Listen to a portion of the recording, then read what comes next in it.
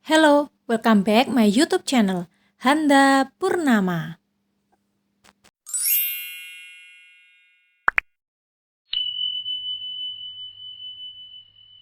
Dalam video kali ini, aku akan sedikit berbagi cerita yang mungkin saja membantu buat Bapak Ibu pelamar P3K Guru. Jadi banyak banget saya baca di topik ini, khususnya di media sosial Facebook. Jika hal ini hanya sekedar Bapak Ibu tanyakan, bisa nggak sih, bisa atau tidak sih jika saya bla bla bla dan sebagainya. Ini menjadi pertanyaan terus, tetapi Bapak Ibu tidak pernah mau mencoba, pasti akan bimbang, bahkan menyerah atau mundur daftar P3K Guru. Apalagi banyak orang yang berpendapat bahwa bisa atau tidak yang membingungkan buat Bapak Ibu untuk mendaftar P3K Guru, sehingga Bapak Ibu takut untuk melakukan login pada portal sscasnbkn.go.id. Maka saya sarankan adalah Bapak Ibu coba membuat akun informasi akun. Jadi video dalam pembuatan akun ini sudah pernah saya buat. Nanti linknya akan saya taruh di deskripsi box. Perlu Bapak Ibu ketahui bahwa P3K Guru bertujuan menuntaskan permasalahan guru honorer yang sudah mengabdi dan bagi guru yang mempunyai tiket emas seperti sertifikat pendidik. Terkait dengan ijazah Bapak Ibu linier atau tidak, bisa daftar atau tidak, itu sudah diperhitungkan oleh pemerintah melalui sistem SSC ASN yang bisa Bapak Ibu akses mulai tanggal 30 Juni 2021 yang lalu. Memang beberapa hari ini portal atau sistem mengalami error, maka banyak banget perbaikan, tetapi saran saya Bapak Ibu cek secara berkala. Nah, SSC ASN ini akan menjawab semua pertanyaan Bapak Ibu mengenai bisa atau tidak Bapak Ibu mengikuti seleksi P3K, linier atau tidak bisa kalian coba. Silahkan setelah membuat akun, Bapak Ibu login dan mengikuti tahapannya. Disinilah Bapak Ibu akan menemukan jawaban. NIK kita yang terdaftar di Dapodik itu terintegrasi dengan Dukcapil. Atas dasar kita sudah melakukan verval ijazah S1 kita. Namun perlu diketahui, jika kita ingin daftar P3K Guru, pastikan kita terdaftar dalam Dapodik minimal 3 tahun masa kerja dan punya ijazah S1.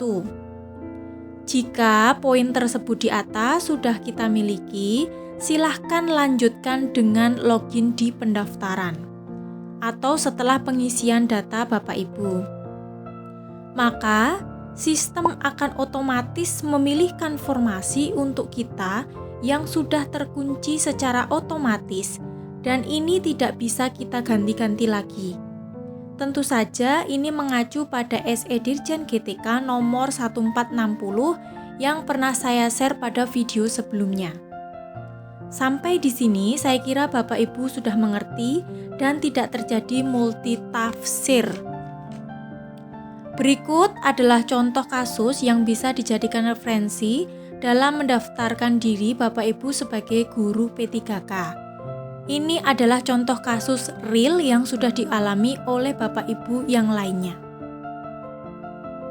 Sekedar informasi saja, saya guru kelas tapi ijazah pendidikan ekonomi dan belum serdi. Di SD tempat saya ngajar ada formasi guru kelas. Di daerah saya juga ada formasi guru IPS, SMP dan di SMP tersebut tidak ada honor IPS-nya. Awalnya bingung, galau karena banyak yang ngomong guru kelas harus PGSD. Akhirnya saya memberanikan diri untuk daftar dan rencana mau ambil formasi guru IPS SMP. Tapi ternyata setelah daftar, jreng! Ternyata kolom formasi sudah terisi otomatis dan kolom terkunci. Jadi saya tidak bisa memilih formasi IPS SMP.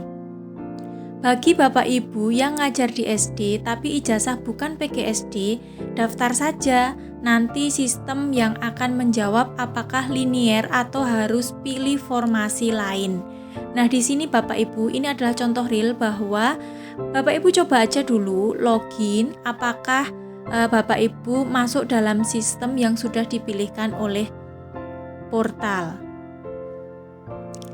Hanya ingin berbagi informasi yang mungkin bermanfaat bagi guru honorer yang memiliki ijazah pendidikan biologi yang selama ini mengajar di SD sebagai guru kelas dan ingin mendaftar P3K dengan formasi guru kelas.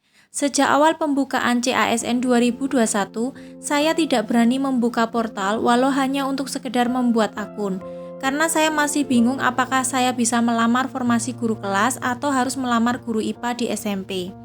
Hingga akhirnya, saya putuskan pagi tadi untuk membuka web dan berniat membuat akun dulu saja. Karena jaringan sedang cukup baik, setelah membuat akun, saya memberanikan diri melakukan pendaftaran. Hingga akhirnya masuk bagian isian instansi dan formasi. Dan alhamdulillah, di luar dugaan, ketakutan saya selama ini terjawab sudah. Ternyata instansi dan formasi sudah terisi secara otomatis oleh sistem sesuai dengan data di Dapodik.